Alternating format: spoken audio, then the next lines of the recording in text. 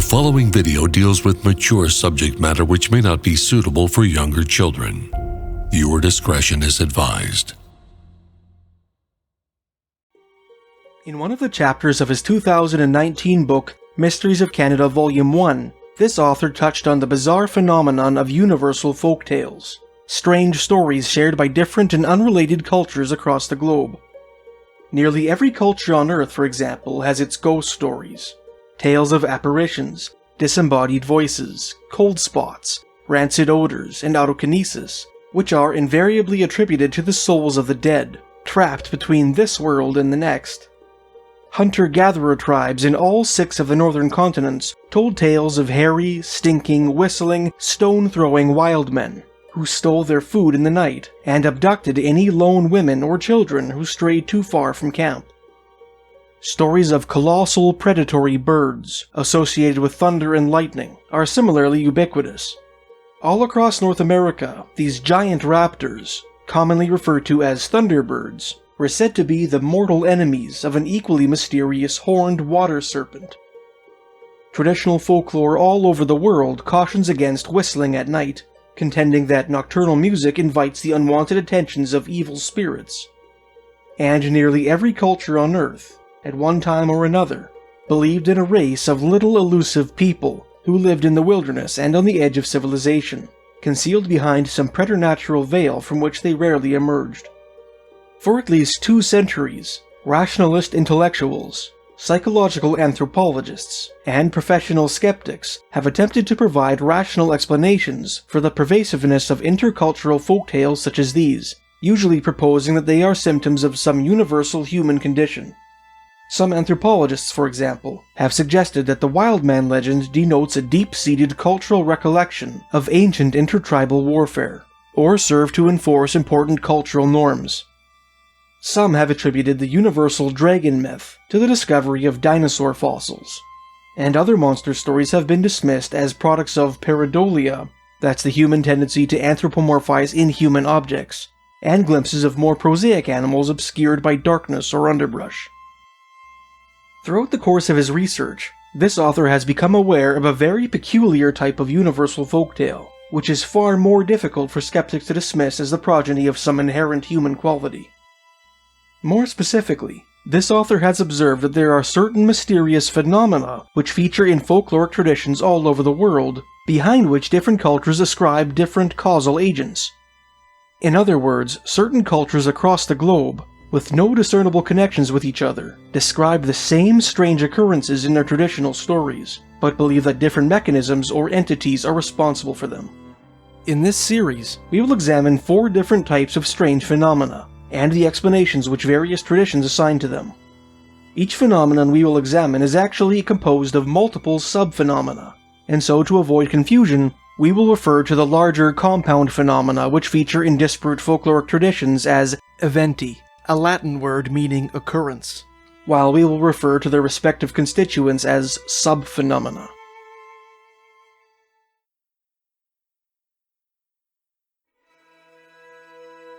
The spookiest link between intercultural beliefs that this author has come across are the characteristics which Roman Catholic exorcists claim manifest in the demonically possessed, and qualities which Canada's Cree and Algonquin First Nations historically attributed to victims of Wendigo possession.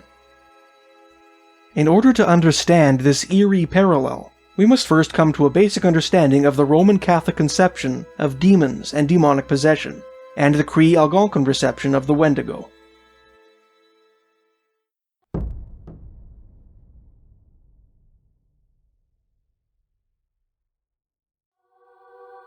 According to Roman Catholic doctrine, prior to the dawn of time, God created a legion of angels to serve him in heaven.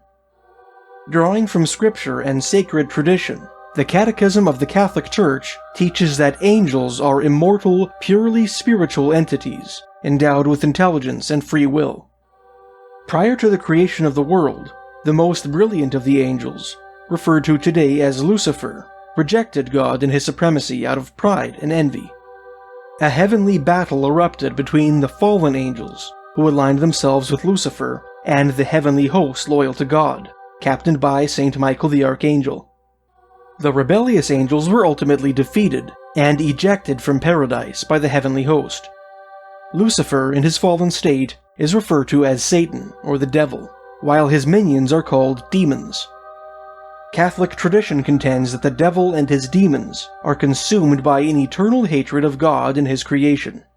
As such, their relationship with mankind, man being more precious in the eyes of God than all other creatures, as early church father St. John Chrysostom asserted in a 4th century sermon, is defined by two motivations: to tempt people into sinning against God, and to cause human suffering, from which they derive a sort of hateful pleasure.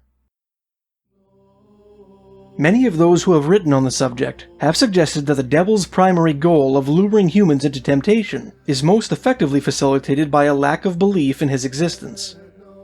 This concept was perhaps most famously articulated by Kevin Spacey's character, Verbal Kint, in the 1995 film The Usual Suspects.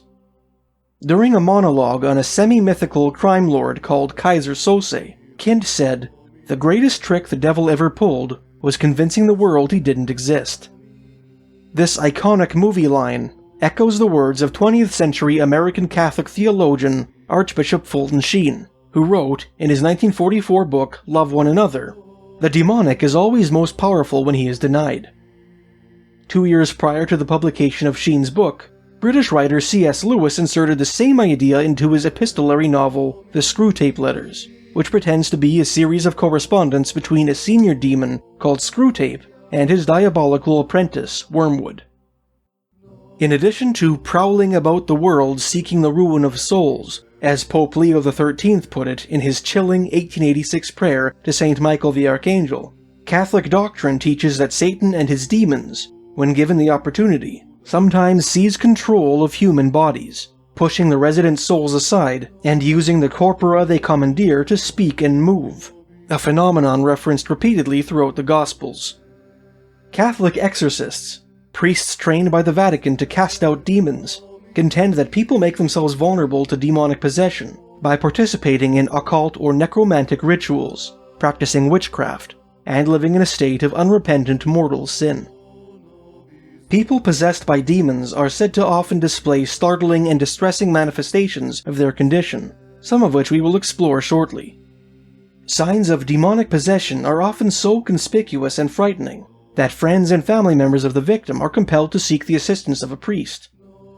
In acknowledging the existence of the evil spirit inhabiting the body of their loved one, these concerned acquaintances negate the most effective weapon by which the devil and his demons lead man into sin, namely disbelief in the diabolical.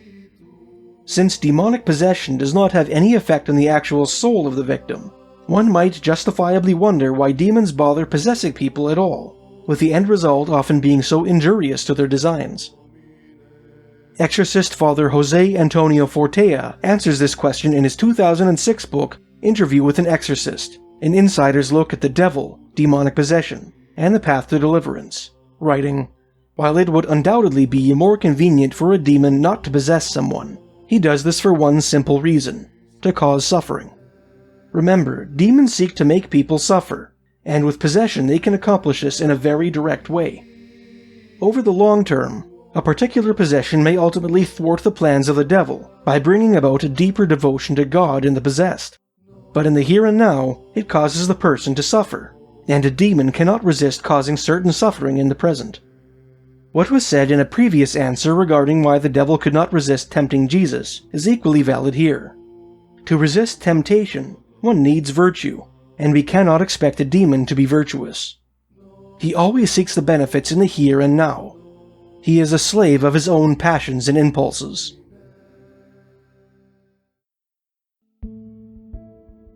In the second chapter of his 2019 book, The Devil in the City of Angels, My Encounters with the Diabolical, Roman Catholic evangelist and retired veteran of the Los Angeles County Sheriff's Department, Jesse Romero, describes 9 of his own personal experiences with individuals whom he suspected to be demonically possessed. Drawing from his own experiences, and his consultation with Roman Catholic exorcists, Romero developed a list of characteristics typically displayed by the demonically possessed, namely, a sudden capacity to speak unknown languages, abnormal physical strength, the ability to disclose hidden occurrences or events, and a vehement reversion to God, the Litany to the Virgin Mary, the Litany of the Saints, and religious images, especially the cross.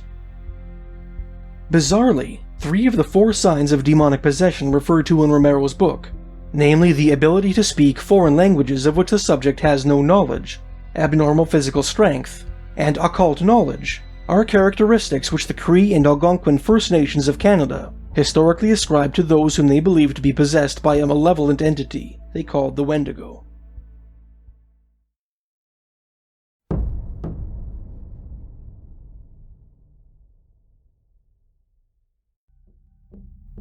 The Wendigo, or Weedigo, according to certain native traditions, is an evil spirit which roams throughout the northern wilderness in search of human hosts. People who engage in cannibalism in the cold winter months, when game is scarce, make themselves especially vulnerable to Wendigo possession. Those who become possessed by the Wendigo spirit develop an insatiable craving for human flesh, which will eventually compel them to slaughter and eat their friends and relatives, even when other food sources are abundant.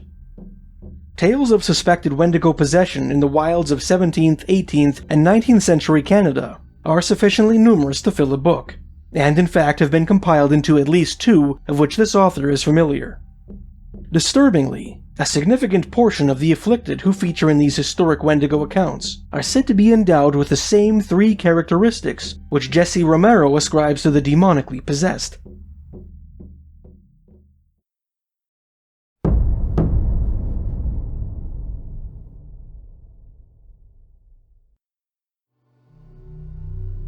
In 4 of the 9 cases Romero describes in his book, the subject spoke gibberish, made inhuman noises, or conversed with some invisible interlocutor in a language which Romero, who is fluent in both English and Spanish, did not understand.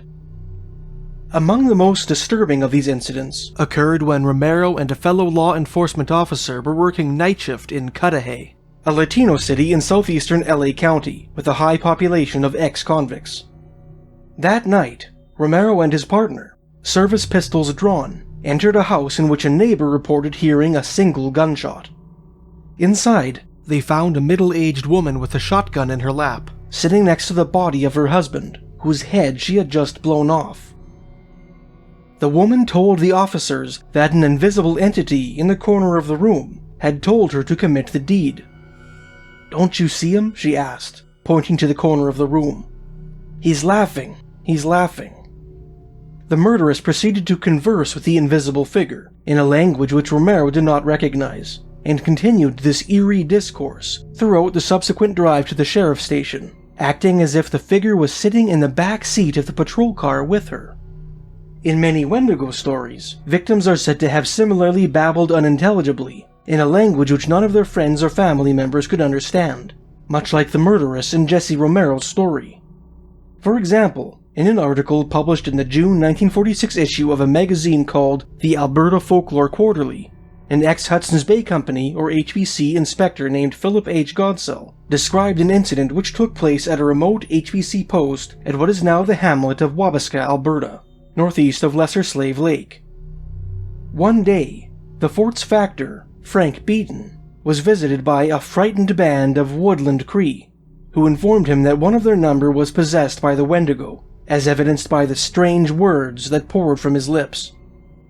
It must be mentioned that Godsell, who heard the tale from Beaton, suspected that the unfortunate native had actually been suffering from a bad case of influenza, and had muttered nonsense in his delirium. Another fur trader named George Nelson, who conducted business with the Cree and Ojibwe of what is now Wisconsin, northern Manitoba, and northern Saskatchewan, respectively, in the early 1800s, saw many Indians who were said to be under the influence of the Wendigo. He described their appearance and behavior in several letters to his father, writing that they would sometimes erupt into violent convulsions, uttering wild, incoherent, and extravagant language.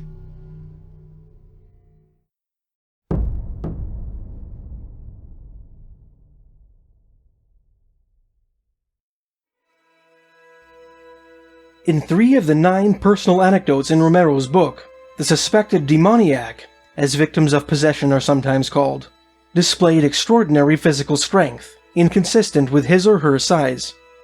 The most remarkable of these cases, in this author's opinion, involved a short, petite Mexican woman in her early 30s, whom Romero refers to as Lola, whose father had forced her to participate in satanic rituals throughout her childhood. At the invitation of Lola's parish priest, Romero and his wife participated in an informal exorcism, which Romero called a healing and deliverance session, which was intended to free Lola of the demons she claimed were tormenting her. They were joined by the priest, Lola's mother, and 3 of Lola's brothers. During the session, the priest presented Lola with the Holy Eucharist, a consecrated disc of sacramental bread, which Catholics believe embodies Jesus Christ, the Son of God. Immediately, the woman displayed demonic manifestations. In addition to speaking in tongues, she flew into an implacable rage. Effortlessly throwing off her 3 brothers, who had been struggling to restrain her, she balled up her fist and cracked the priest on the jaw, sending him sliding on his backside across the floor.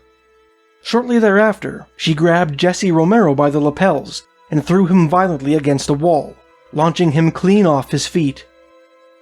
Before the session began, Romero wrote, the priest had prayed a prayer of protection for all of us and told us, God will protect you tonight. Nobody will be hurt.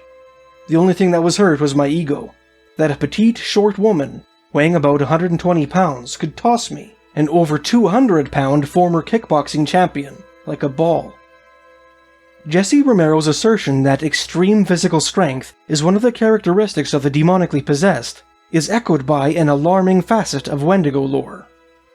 In the vast majority of Wendigo stories, the subject's fellow band members express their concern that the afflicted will soon complete his transformation into a Wendigo, rendering him extremely dangerous and almost impossible to kill.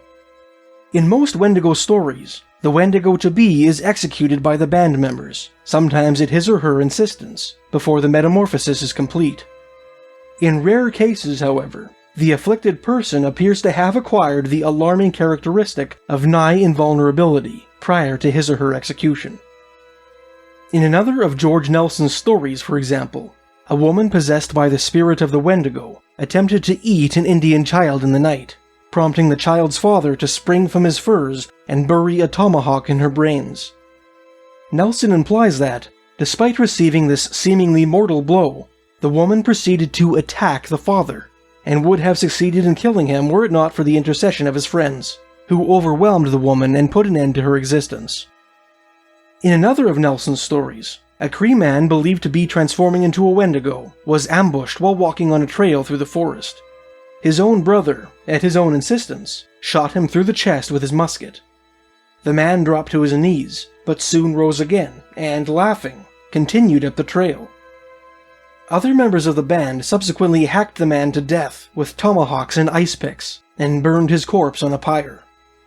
The Indians who witnessed this grim cremation claimed that the man's heart remained unconsumed by fire long after the rest of his body had been reduced to ashes.